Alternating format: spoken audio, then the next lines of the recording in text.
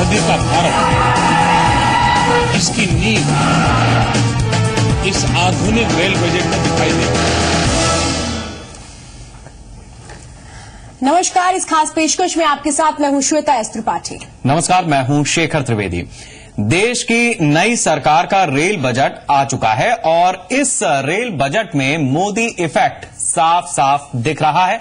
भारतीय रेलवे को आधुनिक बनाने की बात हो, तकनीक से लैस करने की बात हो, यात्री सुविधाएं बढ़ाने की बात हो या फिर खजाना भरने के लिए निवेश बढ़ाने की बात हो, हर मोर्चे पर रेल मंत्री सदानंद गौड़ा ने बड़े ऐलान किए हैं जो ये बता रहे हैं कि अगर वाकई इन घोषणाओं को अमल किया जाता है, अमली जमा पहनाया जाता है, तो भारतीय रेलवे को दुनिया की बेहतरीन रेल सेवाओं में शामिल होने से कोई नहीं रोक सकता। लेकिन सवाल ये कि आखिर ये तमाम ऐलान, तमाम योजनाएं जमीन पर कैसे उतरेंगी? आखिर इतना भारी भरकम निवेश कहां से आएगा? अब से 1 घंटे तक हमारे साथ खास मेहमानों का पैनल होगा, इसी विषय पर हम चर्चा करेंगे। तो शुरू करते हैं ये सिलसिला।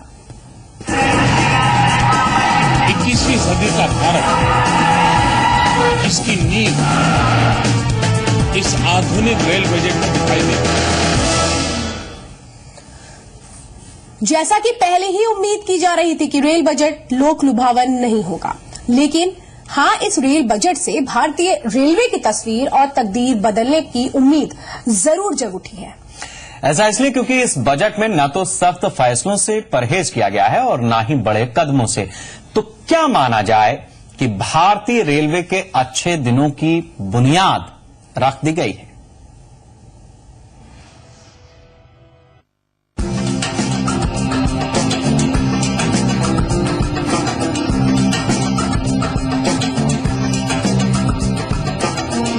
आप एक अच्छे रेल बजट का मतलब क्या समझते हैं? ज्यादा से ज्यादा ट्रेनों का ऐलान करना, भले ही वो चले या ना चले। किराया कम कर देना, भले ही सुविधा और सुरक्षा से समझौता हो जाए। और दर्जनों ऐसी घोषणाएं कर देना जो कभी पूरी ना हो। या फिर एक ऐसा बजट जिसमें विजन दिखता हो, भविष्य की तस्वीर दिखती हो, दुनिया के साथ कदम से कदम मिलाकर चलने का मादा दिखता हो। जाहिर है तय देश की जनता को करना है। जिससे ये फायदा होगा, जो रोज के आने जाने वाले लोग हैं उनको परेशानी नहीं होगी और वो हमें अपनी ड्यूटी समय से पहुंच सकेंगे। बहुत बड़ी सौगात आगरा वासियों को मिली है। हाई स्पीड ट्रेन जो बुलेट ट्रेन के रूप में आने वाले वक्त में सुचारू रूप से चालू होगी, क्योंकि यहाँ का जो भी युवा हैं और जो ट्रांसपोर्टेशन है उसमें बहुत हद तक एक भारी मदद मिलने की संभावना। High speed train, bullet train चली है, इसका हम स्वागत करते हैं। काफी बेनिफिट मिलेगा उससे लोगों की, मतलब जिनकी परेशानियां लोग लॉन्ग रूट पे जाते हैं वो लोग। सर काफी अच्छा है, क्योंकि पहले हमें बहुत टाइम लग जाता था, 3 घंटे लग जाते थे। अब हाफ टाइम में अगर सफर पूरा हो रहा है तो हमारा टाइम भी बच रहा है। अब जरा गौड़ा की गाड़ी कैसे दौड़ेगी इस पर नजर डालते हैं। मोटे तौर पर गौर करते हैं कि आखिर रेल बजट में खास क्या है। बजट में मुंबई अहमदाबाद रूट पर बुलेट ट्रेन चलाने का ऐलान किया गया है। देश में 9 शहरों को हाई स्पीड ट्रेन से जोड़ने का ऐलान किया गया है। रेलवे के आधुनिकीकरण की दिशा में कई कदम उठाए जाएंगे। रेलवे की माली हालत सुधारने और परियोजनाओं को तेजी देने के लिए एफडीआई की मंजूरी का प्रस्ताव कैबिनेट को भेजा जाएगा। निजी निवेश की भागीदारी बढ़ाई जाएगी। सफाई और सुरक्षा पर विशेष जोर रहेगा। ट्रेनों में सफाई की व्यवस्था निजी हाथों में रहेगी। ट्रेनों में बना बनाया ब्रांडेड खाना मिलेगा। 10 बड़े शहरों में एयरपोर्ट की तर्ज पर स्टेशन बनेंगे। ये वो मोटी बातें हैं जो इस रेल बजट का हिस्सा है, जिन्हें ध्यान से समझने पर पता चलता है कि किस तरह भारतीय रेलवे का कायाकल्प करना चाहते हैं नरेंद्र मोदी।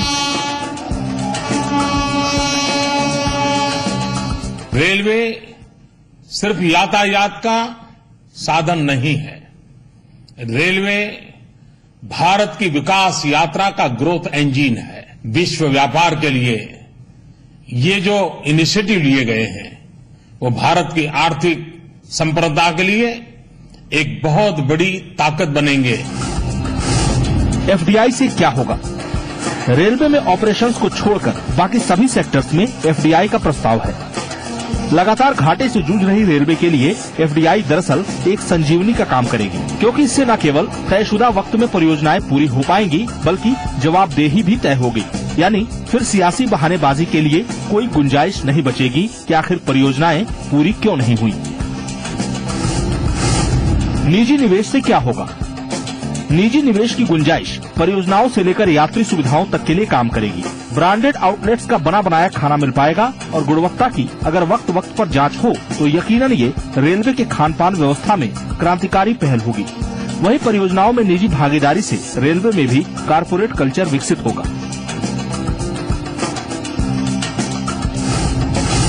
बुलेट ट्रेन के लिए क्या है जरूरी?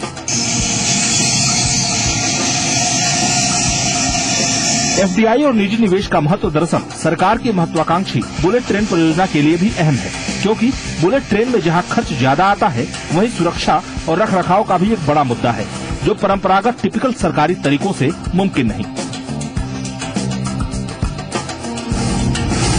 क्यों जरूरी है बड़े बदलाव? रेलवे की सबसे बड़ी मुसीबत इस पर होने वाली सियासत है, लिहाजा बदलाव के लिए जरूरी है कि रेलवे के आंतरिक तंत्र में बड़े फेरबदल किए जाए। ये हर स्तर पर जरूरी है, खासकर रेलवे में प्रोफेशनलिज्म और कारपोरेट कल्चर की सबसे ज्यादा जरूरत है। रेल मंत्री सदानंद गौड़ा ने रेल बजट में महज 43 ट्रेनों का ऐलान किया है, जिसे लेकर विपक्ष सवाल उठा रहा है।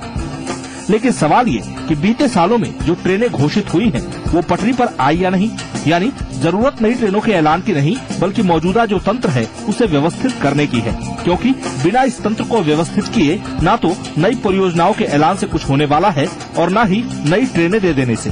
तो फिलहाल जरूरत रेलवे को अपने पैरों पर खड़ा करने की है, ताकि सुविधाओं से लेकर ट्रेनों के परिचालन और सुरक्षा के मानकों पर भारतीय रेलवे खरी उतर सके। कहना गलत न होगा कि इस रेल बजट के जरिए इसकी शुरुआत भी हो गई है।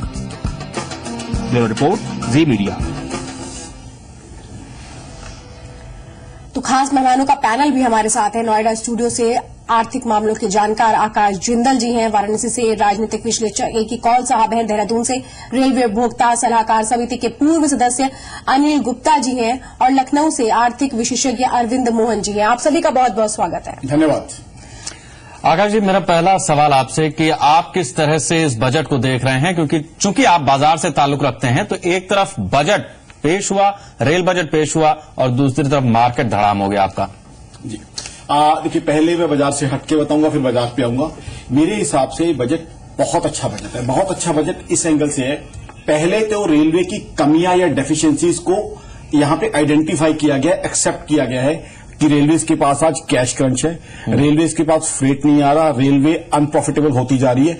उसके बाद वो पैसा कैसे लाया जाए जो रेलवेज के मॉडर्नाइजेशन के लिए, एक्सपेंशन के लिए लाखों करोड़ रुपए की आवश्यकता है, उसके लिए प्लान किया गया है। पीपीपी मॉडल, पहले वाला नहीं, डिफरेंट पीपीपी मॉडल जहां पैसा एक्चुअली आ सकता हो। एफडीए की बात की गई है। नहीं, एफडीए पीपीपी का मतलब एक ही समझता है हमारा दर्शक, आप दोनों चीजें बताते चलें। जी जी जी, देखिए पीपीपी पब्लिक प्राइवेट पार्टनरशिप। अब इश्यू ये आ जाता है कि प्राइवेट सेक्टर को इन्वाइट तो हमने पहले भी किया था, लेकिन प्राइवेट सेक्टर को हमें एक कमर्शियली वायबल ऑर्गेनाइजेशन उसके सामने रखनी होगी। देखिए, प्राइवेट सेक्टर इन्वेस्टर जो है तब तक पैसा नहीं लगाएगा, ना ही फॉरेन इन्वेस्टर तब तक पैसा लगाएगा जब तक उसको अपने पैसे के ऊपर प्रॉफिट ना दिखे। तो हमने उसके सामने आज की सच्चाई एक प्रेजेंटेशन देनी है कि किस तरीके से रेलवे एक कमर्शियली वायबल ऑर्गेनाइजेशन बनने वाली है विद सोशल रिस्पॉन्सिबिलिटी, ताकि उसको लगे कि मैं पैसा लगा रहा हूं, उस पैसे के ऊपर मुझे रिटर्न मिलेगी। वो मैसेज जाना है। मैं 10 सेकंड और लूंगा। तो उसके चलते हुए, और ना सिर्फ रेलवेज, मैं कहता हूं रेलवेज को बड़ी पिक्चर में देखिए। रेलवे अगर फास्ट एफिशिएंट बन जाता है तो जीडीपी हमारी बढ़ सकती है 1.4% तक, साथ ही इन्फ्लेशन कम हो सकती है। जहां तक मार्केट की बात है, देखिए स्टॉक मार्केट शायद बहुत बड़ी जो है घोषणाओं की, अनाउंसमेंट्स की वेट कर रही थी। अब इस बजट ने डायरेक्शन दी है, वो अनाउंसमेंट्स नहीं मिली, तो इसलिए स्टॉक मार्केट को कुछ घबराहट हो गई है। शायद जनरल बजट में भी वो अनाउंसमेंट उम्मीदों से मार्केट डाउन आई है। ठीक है, मैं अब सीधे रुक करता हूं। एक कौल साहब है हमारे साथ वाराणसी से। कौल साहब, जिस बात का जिक्र अभी आकाश जिंदल जी ने किया है कि प्राइवेट सेक्टर तब आएगा जब उसको अपना मुनाफा दिखेगा। अब सवाल यह है कि रेलवे तो एक विभाग है, ये कोई प्राइवेट लिमिटेड कंपनी तो है नहीं, या सरकारी उपक्रम भी उस तरह का नहीं है जिसे हम नवरत्न कंपनियों में गिनते हैं। तो ऐसे में सरकार, अब अगर बदलना है तो पूरा ढांचा बदलना पड़ेगा। तो इस लिहाज से क्या हम ये समझें कि जो कुछ आज हुआ वो राजनीतिक भाषण है, या फिर उसके भीतर जो सपने दिखाए गए हैं उसको पूरा करने का मादा भी है?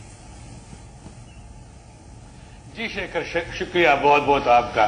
देखिए, मुझे मेरी नजर में यार नजर आ रहा है कि अफोर्डेबिलिटी और डिजायरेबिलिटी का जो फर्क है, और उसी का खाका इस रेलवे बजट में नजर आ रहा है। देखिए, मोदी साहब का एक विजन है कि ये ग्लोबलाइज हो जाए, मॉडर्न हो जाए, नई नई फैसिलिटीज आ जाएगा, लेकिन क्या उसके लिए देश तैयार है? उसकी डिजायरेबिलिटी तो है, क्या वी कैन अफोर्ड दैट?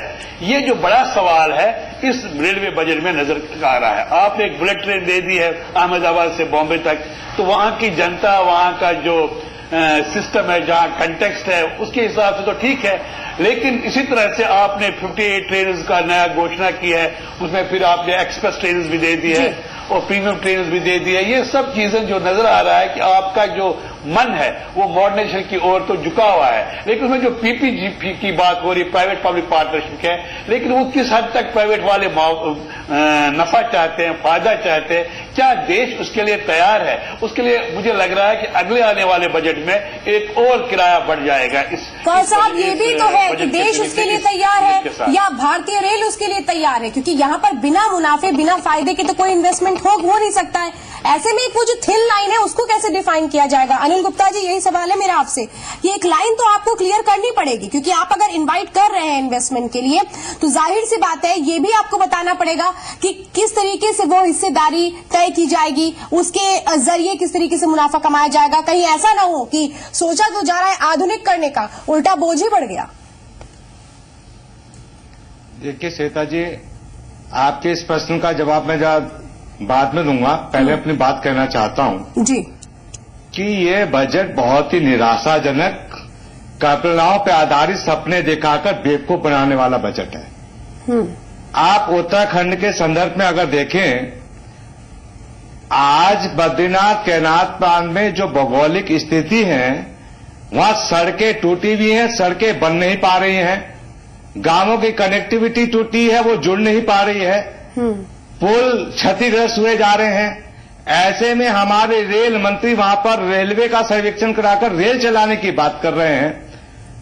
बेहतर होता कि ऋषिकेश से कर्णप्रयाग मार्ग का जो प्रस्ताव पहले से पास हो चुका है, जिसमें सर्वेक्षण कार्य चल रहा है, डोईवाला देहरादून से ऋषिकेश का प्रस्ताव पास है, देहरादून से कालसी का प्रस्ताव पास है, टनकपुर से बागेश्वर का प्रस्ताव पास है, डबल लाइन का प्रस्ताव पास है। उन प्रस्तावों पर आगे बढ़ते हुए इस बजट में कोई व्यवस्था की जाती तो मैं समझता कि कुछ धरातल पर व्यवहारिक बात की जा रही है। बिल्कुल एक बात अनिल जी देखिए, अगर हम यहाँ पर इस बात को समझने की कोशिश करें तो जो कटरा वाली लाइन जिसको हरी झंडी दिखाई गई है, उसको लेकर भी शुरुआत में यही बातें कही गई थी कि कहां से आप पहाड़ों पर गाड़ियों को चढ़ा देंगे, कहां से आप ट्रैक बिछा देंगे, लेकिन कम से कम अगर 18 लाइनों का सर्वेक्षण करने की बात आ रही है तो इसको हमें पॉजिटिव अंदाज में भी देखना पड़ेगा। आकाश जी, इस पर मैं आपसे कमेंट चाहती हूँ। जी बिल्कुल, मेरे हिसाब से देखिए, सपने देखने में कोई बुराई नहीं होती, सपने देखे जाएंगे तभी आधुनिक भारत का निर्माण होगा, और सपने इंफ्रास्ट्रक्चर को लेके देखे जा रहे हैं और कुछ इनमें से बहुत बढ़िया प्लान्स भी हैं। अभी मैं आपको एग्जांपल देता हूं, सागरमाला की जो प्लानिंग की जा रही है, जो पोर्ट्स को कनेक्ट करी जाएगी। इंडस्ट्री बार बार ये चीज कह रही थी, मैं खुद सरकार से कह रहा था कि हमें पोर्ट्स के बीच में ट्रेन की कनेक्टिविटी चाहिए, बिकॉज आज हमारे पास बढ़िया इंफ्रास्ट्रक्चर होगा तो हमारे पास रॉ मटेरियल फैक्ट्री तक पहुंच पाएगा, उसके बाद फिनिश गुड्स जो है मार्केट पे पहुंच पाएंगे, पोर्ट पे पहुंच जाएंगे। आज देखिए, आज हमें कुछ चीजें एक्सेप्ट करनी पड़ेगी, ग्लोबलाइजेशन का जमाना है, मैन्युफैक्चरिंग में, इंफ्रास्ट्रक्चर में, ग्लोबल फॉर्म में हमारा मुकाबला हमेशा चाइना के साथ होता है, तो इंफ्रास्ट्रक्चर को हमें बढ़िया बनाना होगा। उसके लिए कुछ हमें इमेजिनेशन और साथ में एग्जीक्यूशन दोनों चीजें रखनी होंगी।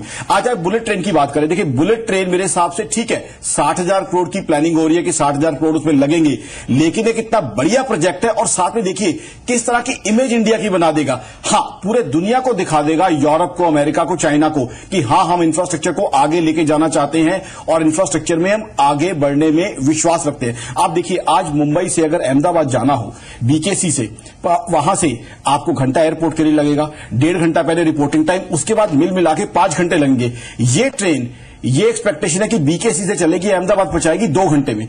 तो मेरे जैसे व्यक्ति जो ट्रेन से एयर में शिफ्ट हुए हैं, वो भी जो है इस ट्रेन में शिफ्ट हो सकते हैं। तो बुलेट ट्रेन की वजह से एक मैसेज जाएगा कि हाँ, हम इंफ्रास्ट्रक्चर कॉन्शियस और इंफ्रास्ट्रक्चर को प्रोग्रेस कराना चाहते हैं। साथ में कुछ और चीजें जो आपने बात कही कि पैसे की मैं सजेशन सरकार को कुछ और भी देना चाहूंगा। सरप्लस कमर्शियल लैंड जो रेलवे के पास पड़ी हुई है, उसको यूटिलाइज किया जाए। डीएमआरसी ने बहुत अच्छा एग्जाम्पल हमारे सामने रखा है, किस तरीके से उन्होंने मॉल्स, शॉप्स वहां पे पे खोली हैं।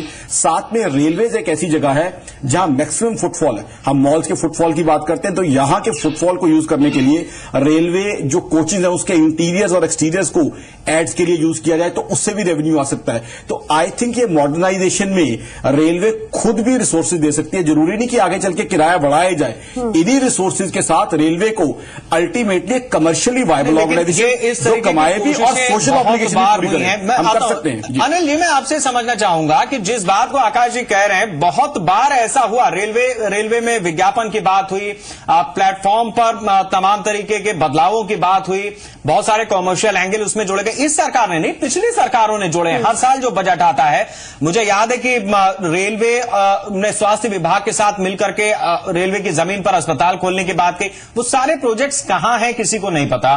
मैं आपसे समझना चाहूंगा, आप खुद सदस्य रहे हैं रेलवे उपभोक्ता सलाहकार समिति में, क्या होता है, क्यों होता है ऐसा कि जो बातें बजट में कही जाती हैं वो दरअसल हकीकत में दिखाई नहीं देती? शेखर जी, मैं बात पूरी नहीं होने दी। श्वेता जी से मेरा निवेदन है कि पहले मेरी पूरी बात पूरी हो जाए, तब आपको समझ में आ जाएगा मैं कहना क्या चाहता हूं। आप बताएं। देखिए, अभी ग्लोबलाइजेशन की बात आई, ये संभावना की बात आई, सपने दिखाने की बात आई। मैं ये कह रहा हूं कि जो योजनाएं पहले से चल रही हैं, जिनका काम सर्वेक्षण पहले से हो रहा, वो पूरा नहीं हो रहा है तो नए सपने दिखाकर क्या फायदा। पहले आप उन्हीं को पूरा कर दिया। जब कर्णप्रयाग तक ट्रेन पहुंच जाएगी तो बद्रीनाथ केदारनाथ से जाना आसान हो जाएगा। आप वहां तो रेल चला नहीं पा रहे हैं। आप डोईवाला से ऋषिकेश जहां 15-20 किलोमीटर का फासला सारा है, वहां ट्रेन बिछा नहीं पा रहे हैं। देहरादून से काशी जो हिमाचल से भी हमको जोड़ती है, वो वाला ट्रेन मार्ग आप बनाने के उस पर आगे बढ़ नहीं रहे हैं और नए सपने हमें और दिखा रहे हैं। तो ये मैं कह रहा हूं व्यवहारिकता पर आधारित नहीं है। दूसरी बात जहां तक निवेश की बात है, मैं जब बीआरसीसी मेंबर था तो मैं आपको बताना चाहता हूं, मैंने माननीय ममता बनर्जी को प्रस्ताव भेजा था। बिल्कुल सही बात है कि रेलवे में बहुत सरप्लस जगह है।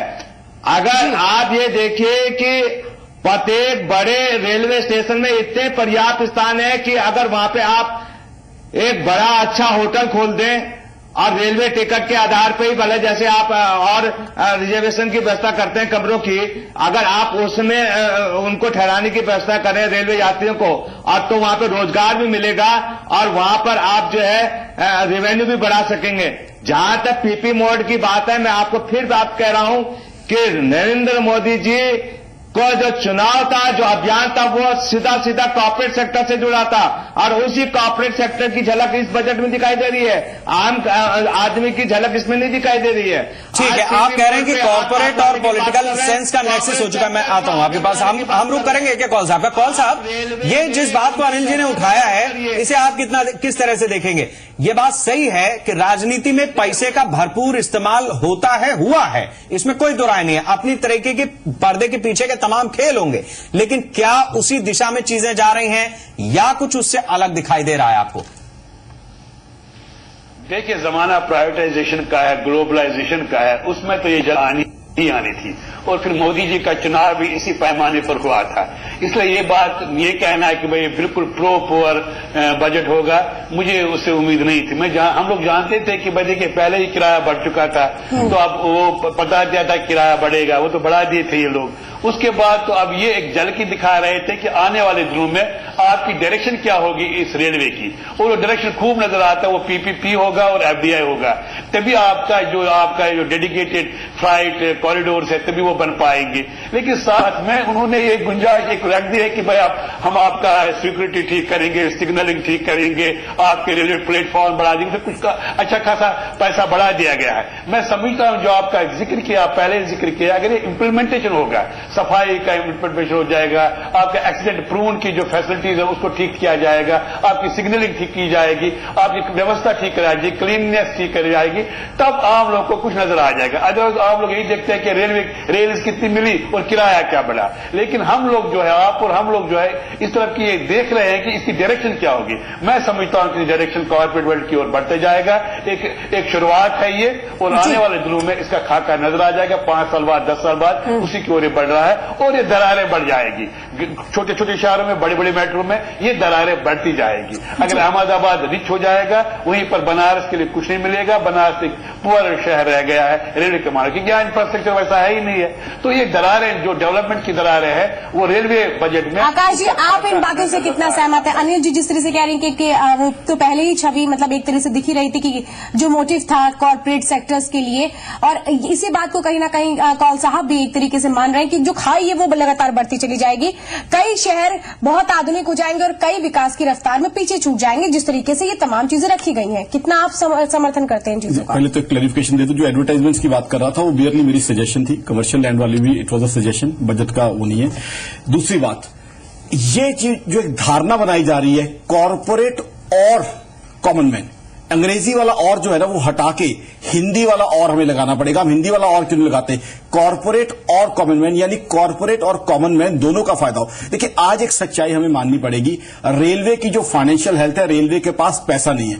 मॉडर्नाइजेशन के लिए, एक्सपेंशन के लिए, नई ट्रेन्स के लिए, नए ट्रैक्स के लिए पैसा नहीं है, और सरकार के पास भी भारी पैसा नहीं है। तो वो पैसा कहां से आएगा? पैसे के लिए कॉर्पोरेट्स की जरूरत पड़ेगी, प्राइवेट सेक्टर की जरूरत पड़ेगी, एफडीआई की जरूरत पड़ेगी। अब मैं जो एंगल आपको दिखाना चाहता हूं, एंगल ये है कि रेलवे को हम एक कमर्शियली वायबल ऑर्गेनाइजेशन बनाएं जो प्रॉफिट कमाए विद सोशल ऑब्लिगेशन, ताकि वो जो है वो जो पैसा रेलवे कमाए। देखिए, हर चीज के लिए पैसा चाहिए।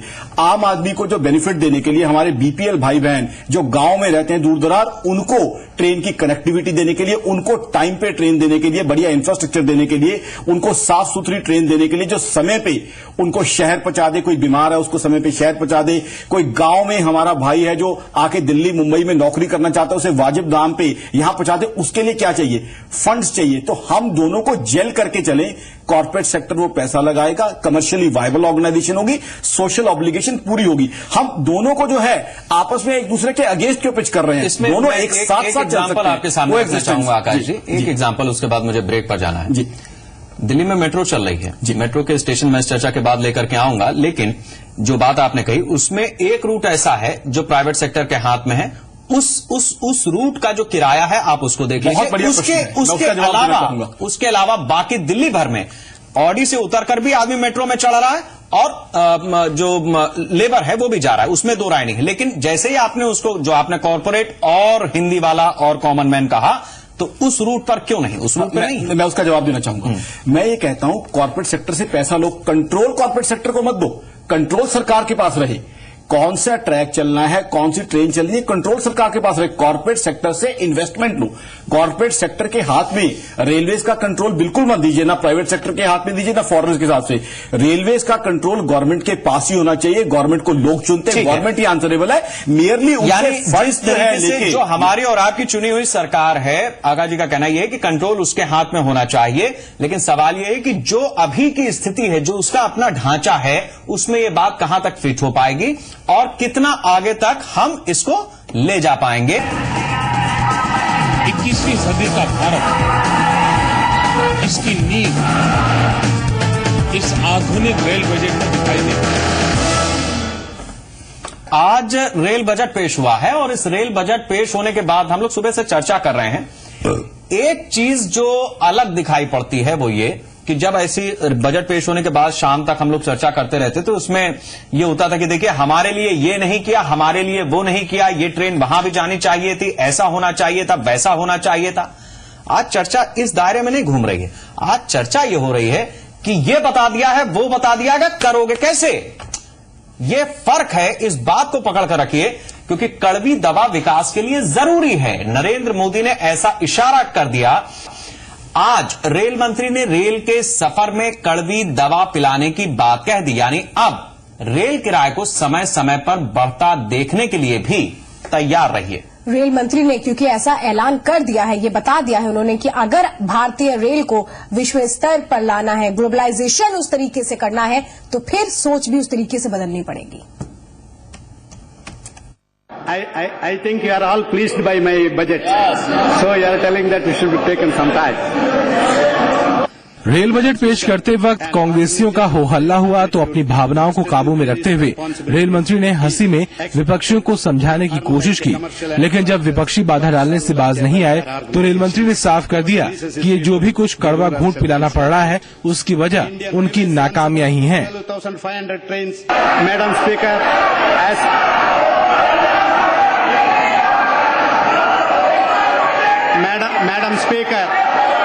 मैडम स्पीकर,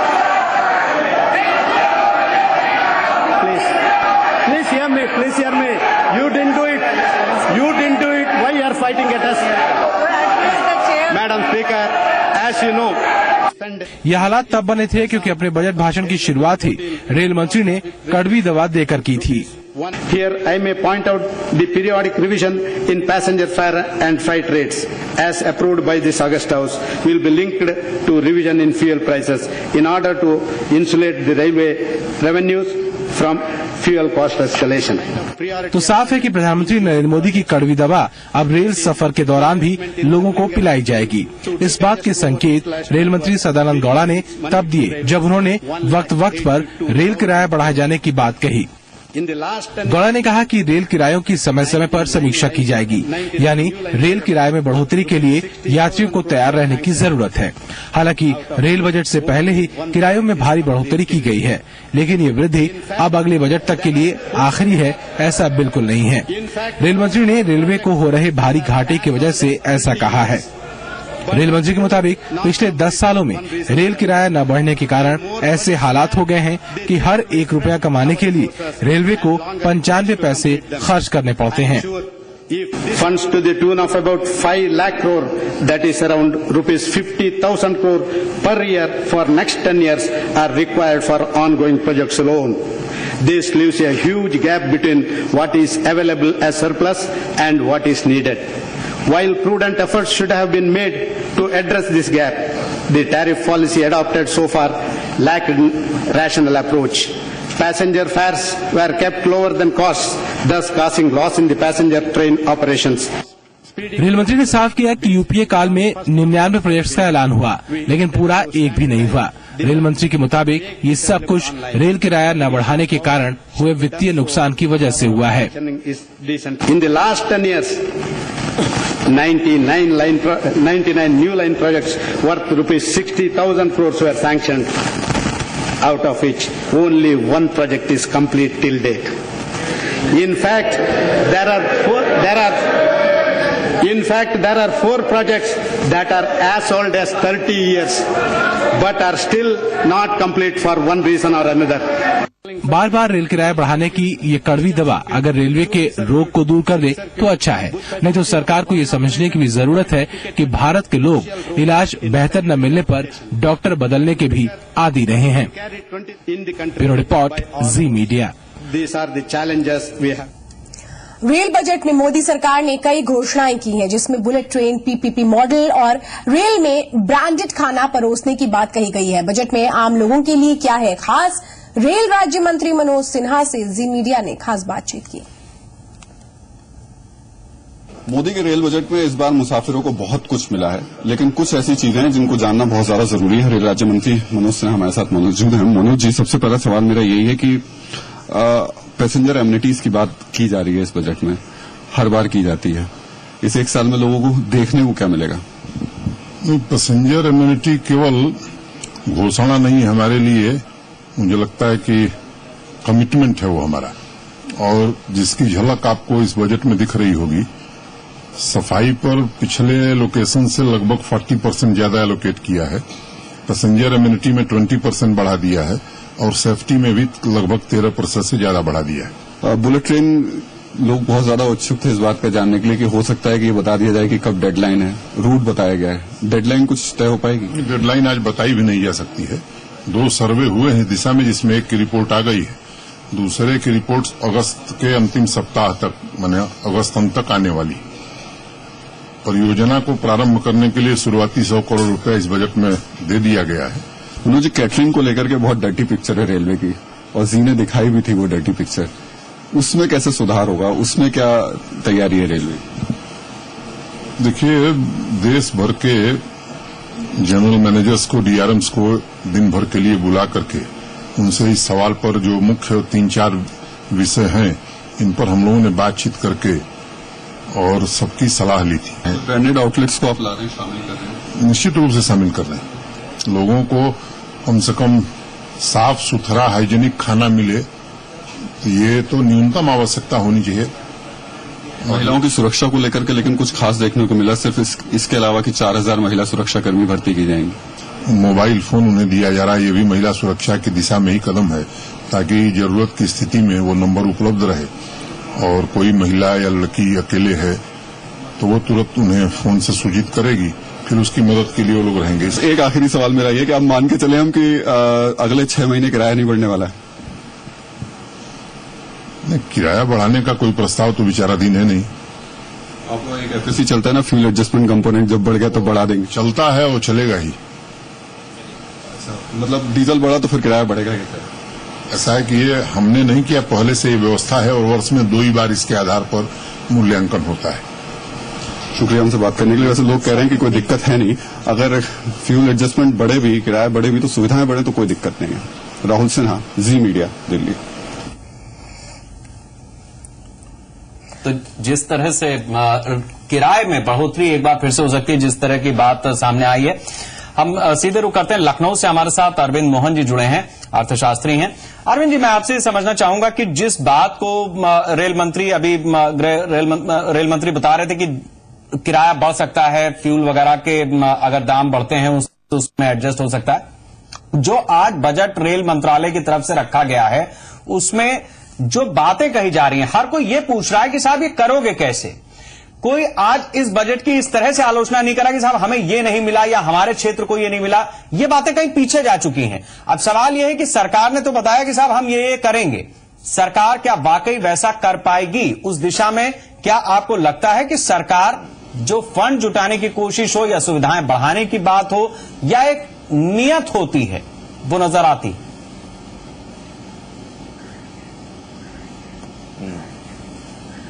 नियत बिल्कुल नजर आती है। मुझे लगता है ये इस बजट की पहली विक्ट्री है कि अगर सारी चर्चा इस बात पर हो गई है कि आपने ये सपने दिखा दिए हैं, ये इंप्लीमेंट कैसे होने जा रहे हैं, मुझे लग रहा है ये पहली विक्ट्री देखा जाना चाहिए। कारण बड़ा सिंपल है कि ये बिल्कुल डुएबल दिखता है और आज जिस तरीके के संसाधन दुनिया में उपलब्ध हैं, हिंदुस्तान में उपलब्ध हैं, वो संसाधन रेलवे में आसानी से आ सकते हैं। रेलवे के पास एक्सेप्शनल असेट्स हैं, लैंड से लेकर के ऑप्टिकल फाइबर केबल नेटवर्क से लेकर के। अगर इनमें हम पार्टनरशिप्स लाते हैं, रेलवे के लिए हम साधन सृजित कर सकते हैं। मैं आपकी डिबेट पहले सुन रहा था और ये कहा जा रहा था कि आम आदमी के लिए क्या करेंगे और ये तो कॉर्पोरेट सेक्टर का बजट हो गया। मेरा मानना है कि बिल्कुल मिथ्या है।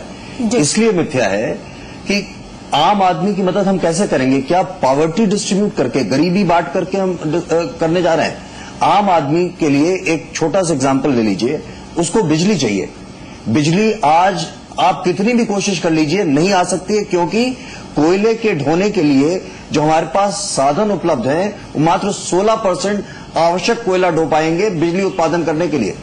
हम जिस फ्रेट कॉरिडोर की बात कर रहे हैं, अगर ये वास्तव में फंक्शनल हो जाए, रेलवे अगर ये कोयला ढो के पावर कंपनियों तक पहुंचा पाए, हम पूरे हिंदुस्तान की हकीकत बदल सकते हैं। आम आदमी के घर में बिजली पहुंच जाएगी। आपको एक विजन के साथ आना पड़ेगा। विजन से साधन भी आएंगे और आम आदमी की आप मदद तभी कर पाएंगे जब किसी सेक्टर को, रेलवे जैसी इंडस्ट्री को आप वास्तव में काम करने देंगे।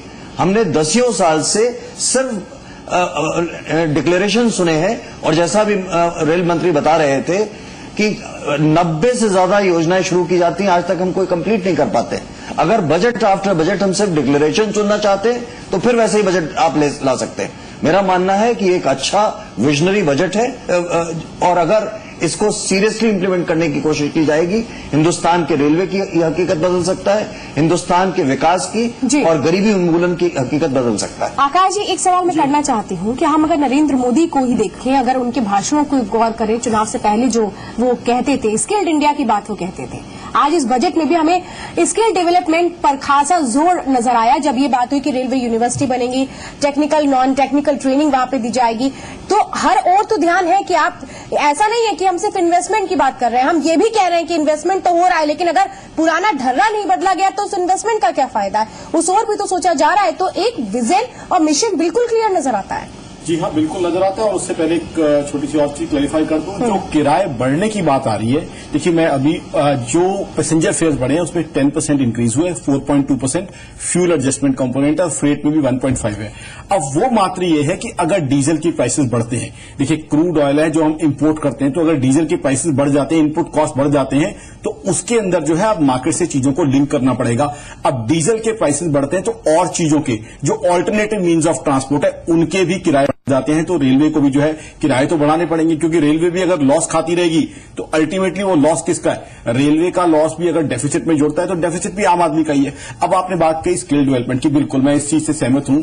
आज की तारीख में टेक्नोलॉजी, स्किल और इन चीजों की बहुत रिक्वायरमेंट है। और आज अगर आप अनाउंसमेंट्स देखें, फाइनेंशियल अनाउंसमेंट्स के अलावा जो और चीजें कही गई हैं कि वाईफाई एनेबलिंग की जाएगी, कन्वेयर बेल्ट्स होंगी, ये सब चीजें टेक्नोलॉजी की ओर लेके जा रही हैं और इंफ्रास्ट्रक्चर की एक अच्छी एग्जाम्पल बनने जा रही है। जैसे मैंने पहले भी आपको एक्सप्लेन किया था, रेलवे को थोड़ा और ब्रॉडर हम देखें, रेलवे हमारी अगर फास्ट और एफिशिएंट बन जाती है, रेलवे के बियॉन्ड पूरे नेशन बिल्डिंग देखें, मैं पूरा आपको डेटा दे सकता हूं, जीडीपी ग्रोथ में 1.4% का हो सकता है अगर हम रॉ मटेरियल जो है इंडस्ट्री तक टाइम पे पहुंचा दें, फिनिश गुड जो है पोर्ट तक, बाजार तक टाइम पे पहुंचा दें, और इन्फ्लेशन जो सबसे बड़ी इकोनॉमिक प्रॉब्लम मानी जाती है उसको भी हम सॉल्व कर सकते हैं। और साथ ही साथ आप देखिए इंफ्रास्ट्रक्चर की तरफ सिंबॉलिक लीप हम कितना बड़ा दे रहे हैं। बुलेट ट्रेन की वजह से पूरी दुनिया दिल सिट एंड टेक नोटिस की आज हिंदुस्तान जो है इंफ्रास्ट्रक्चर और नई टेक्नोलॉजी को अपना रहा है। एक सिंबॉलिक मैसेज जाएगा। हालांकि इशू है कि 60,000 करोड़ रुपया क्या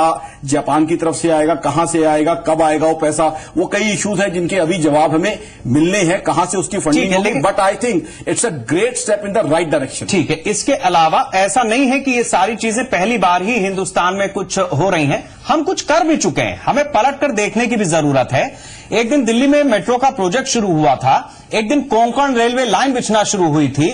जिस तरीके से ये दोनों प्रोजेक्ट्स आगे बढ़े और न सिर्फ बढ़े बल्कि पूरे हुए, वो अपने आप में एक मिसाल है। हम रुक करते हैं लखनऊ का। अरविंद जी, मैं आपसे समझना चाहूंगा, हिंदुस्तान भर के जो रेलवे प्लेटफॉर्म्स हैं, जो स्टेशनों पर गंदगी है, हमने भी दिखाई है और चैनलों ने भी, अखबारों में भी छपी, हर तरीके की जो असुविधा है प्लेटफॉर्म्स पर, स्टेशनों पर, वो सबने देखी है, पढ़ी है बीते दिनों में।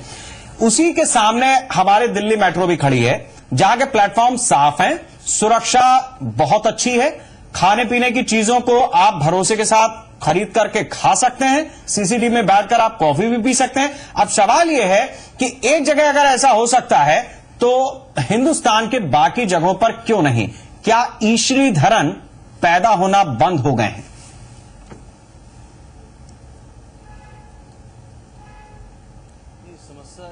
धरण की नहीं है, समस्या यह है कि आप जिस तरीके के रेलवे, मेट्रो जैसे रेलवे की बात पूरे देश के लिए अगर कर रहे हैं तो इसमें निवेश चाहिए। ये निवेश आएगा कैसे? आज जो रेलवे के बजट का साइज है, जिस तरीके के साधन, सीमित साधन उपलब्ध हैं, उनके चलते अगर हम ये सोचें कि पब्लिक सेक्टर के निवेश से हम हिंदुस्तान के पूरे रेलवे को मेट्रो रेलवे के स्तर पर ले आएंगे, तो मेरा मानना है मिथ्या है। तरीका सिर्फ एक होगा कि आपको स्टेक होल्डर्स लाने पड़ेंगे, और क्योंकि आपका एक वाइब्रेंट रेलवे है, इस रेलवे के पास फिनोमिनल संसाधन है और फिनोमिनल रेवेन्यू की अपॉर्चुनिटी है।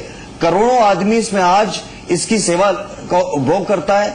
इसके चलते सारे दुनिया का जो निवेशक है वो आपके साथ पार्टनर करना चाहेगा, और कहीं ना कहीं उस पार्टनर करने का ये बिल्कुल मतलब नहीं है कि जो सोशल रिस्पॉन्सिबिलिटी है, जो क्रिटिकल मिनिमम सोशल रिस्पॉन्सिबिलिटी होनी चाहिए रेलवे की, वो खत्म हो जाएगी। उसके लिए सरकार के साधन हमेशा उपलब्ध हैं।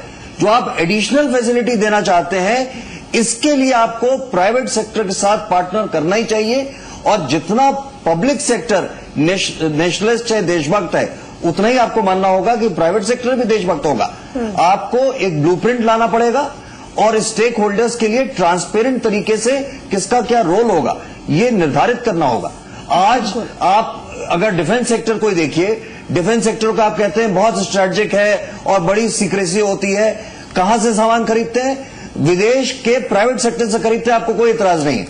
अगर हिंदुस्तान का प्राइवेट सेक्टर रेलवे में आकर के आपके साथ भागीदारी करेगा, इसमें आपको क्यों प्रॉब्लम होगी, मुझे समझ में नहीं आता। बिल्कुल ये कहें कि अरविंद मोहन जी, प्रॉब्लम इसलिए हो रही क्योंकि हम उस दिशा में सोचना ही नहीं चाहते हैं, या फिर अपनी सोच को ही हमने एक दायरे में सीमित कर लिया है। 10 साल तक जो हमने देखा है उसी को हमने आगे भी सोच लिया है कि हमें ऐसे ही अब देखना है या ऐसे ही बढ़ना है। क्या जो बदलाव होते हैं उसके साथ एक्सेप्टेंस होना भी बहुत जरूरी हो जाता है? क्या उसके लिए हम नहीं तैयार है? जो हर बार ये बात कही जा रही है कि कैसे होगा, क्या नहीं होगा, लेकिन कहीं ना कहीं कुछ बदलाव के लिए कुछ कदम भी तो उठाने पड़ेंगे। खास मेहमानों का पैनल हमारे साथ बना हुआ है, इसी पर बात करेंगे कि हम खुद कितना बदलने के लिए तैयार हैं। 21वीं सदी का भारत, इसकी नींव इस आधुनिक रेल बजट में दिखाई देती है।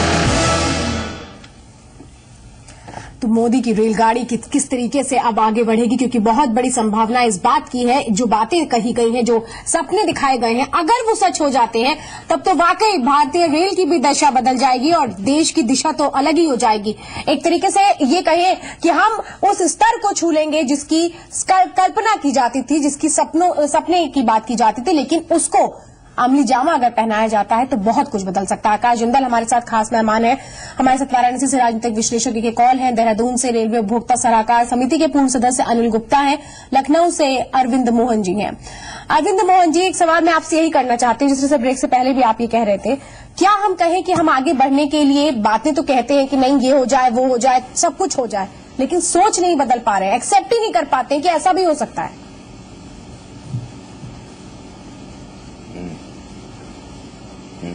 देखिए, हमने पूरे हॉरिजन को समझने की कोशिश नहीं की है। आज की हकीकत यह है कि जो ग्लोबल कैपिटल है दुनिया भर में जो उपलब्ध है, इस ग्लोबल कैपिटल का साइज दुनिया के सबसे बड़े देश अमेरिका से 30 गुना बड़ा है। अमेरिका की जो राष्ट्रीय आय है उससे 30 गुना बड़ा ग्लोबल कैपिटल का साइज है।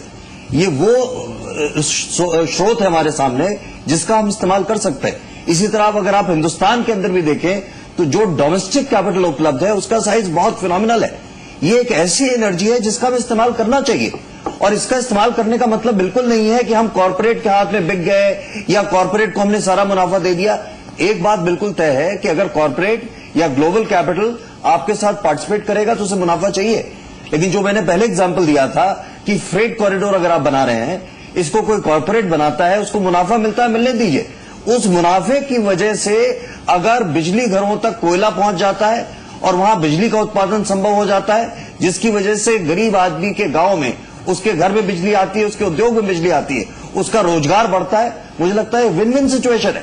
तो जो साधन आज सारी दुनिया में उपलब्ध है वो साधन आपको इस्तेमाल करने होंगे। बिल्कुल, हम करते हैं। वाराणसी का एक कॉल साहब है हमारे साथ में, आता हूं कोई भी धक्का दे सकता है। कॉल साहब, मैं आपसे समझना चाहूंगा कि जिस बात को अभी हमने थोड़ी देर पहले रखा था कि जब भी रेल बजट आता था उसके बाद अपने अपने क्षेत्र के लिए लड़ाई होती थी, लेकिन आज ऐसा नहीं है। आज बात यह हो रही है कि जो आपने सपने दिखाए हैं वो पूरे कैसे होंगे।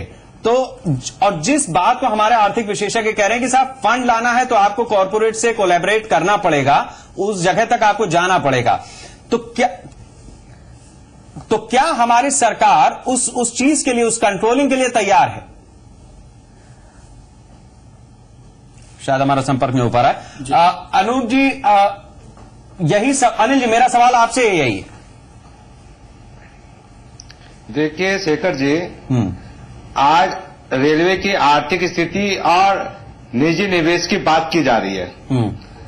मैं बहुत गहराई के साथ एक बात को कह रहा हूं, उसको कृपया ध्यान से सुनने की बात है ये कि आप कोई भी मौसम देख लीजिए, अधिकांश सारी ट्रेनें फुल नजर आएंगी आपको। अच्छा, रेलवे की आमदनी के दो बड़े स्रोत हैं, यात्री से व्यवसाय और माल भाड़ा से व्यवसाय।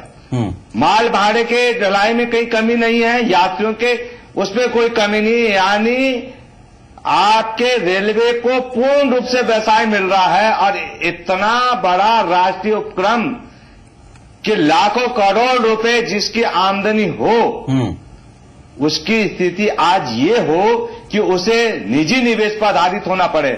मेरी बात आप गंभीरता से समझने की कोशिश। ठीक है, हम इसका जवाब ले लेते हैं। बिल्कुल, आकाश जी आप इनका जवाब दे रहे हैं। दूसरा जो साथ रेलवे अगर अपने आप पैसेंजर का ट्रैफिक कम आता है या फ्रेट कम आता है, ये तो इश्यू ही नहीं है। कमी पैसेंजर के ट्रैफिक की नहीं है, ना ही कमी फ्रेट बिजनेस की है, कमी है अप्रोच की। बात यह है कि हमने वो अप्रोच नहीं रखी है कि कमर्शियली इसको वायबल बनाया जाए, इसको जो है प्रॉफिट मेकिंग बनाया जाए। बात ये नहीं है, ये तो बात हो ही नहीं रही कि रेलवेज को बिजनेस नहीं मिल रहा। रेलवेज की मोनोपोली है, तो जिसने भी ट्रेवल करना है, जिसने भी सामान भेजना है, जहां जहां जो है ट्रकर्स ऑपरेट नहीं कर सकते, तो रेलवेज को वो चीज तो मिलेगी।